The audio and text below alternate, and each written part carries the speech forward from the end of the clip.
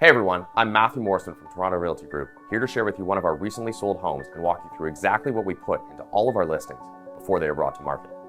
I hope to truly illustrate the difference we bring to your bottom line when it comes time to sell your property.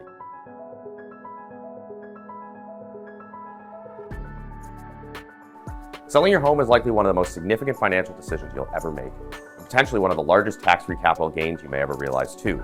This is why it's so critical to maximize the value when it is your time to sell. And in order to do so, you've got to put in the effort and work with an agent who will do the same also. Just about everyone is proud of their home, but truthfully, I've never seen a property that's ready to hit the market without needing any work at all. It's not personal.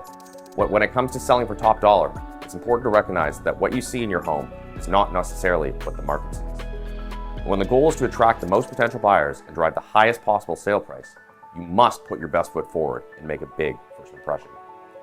Those agents or sellers that choose to post only a few blurry photos of their property on MLS, skimp on cleaning, staging, or conducting necessary repairs ahead of listing, only to wonder why their property didn't sell or sold for much less than they expected, never cease to amaze me. At Toronto Realty Group, we actually do things different. And today I want to take you behind the curtain to see some of our work to better help you understand just how much effort goes into our listings before they are truly market ready. That said, welcome to 627 DuPont, a 3-bed, 2-bath row home in the north part of the annex, a 100-year-old home with a sensible floor plan and quick access to some of the best the city has to offer. Perfect for a young couple or family, while also offering the option for secondary income with a second entrance to the basement. Between its location in a desirable neighborhood, the potential for supplementary income, and its sensible floor plan located in the midst of multi-million-dollar homes, this home has so much potential. With that said, I mentioned it was a 100-year-old home, and it initially lacked that fresh and polished look the market often values. We knew we had to present the space better to stand out amongst some of the newer homes in the area and maximize the selling price. As with almost any home, and 627 DuPont being no different, the best place to invest some of the time and money before you sell is in your kitchen, the heart of any home. The kitchen here offered a very functional layout, which was part of an open concept main floor, and we know this was going to be a huge selling feature for the space. Given that, we really wanted to highlight it, but finishes currently left something to be desired. The countertop and backsplash were dark and dated, and the hood fan/microwave in the kitchen had been torn out by a previous owner. All of this was replaced and renovated in a period of less than 2 weeks, and without spending a huge amount of money. It's clear to see the difference that was made.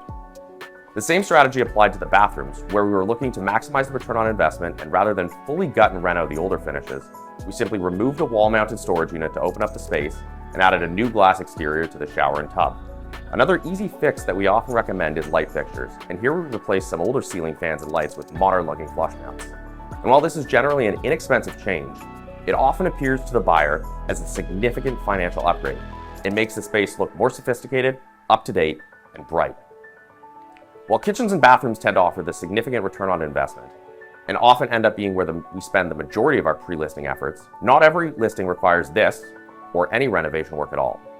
But at a bare minimum, we'll want to declutter, deep clean, and paint your property before selling, as this is the easiest, most economical, and highest return on your investment.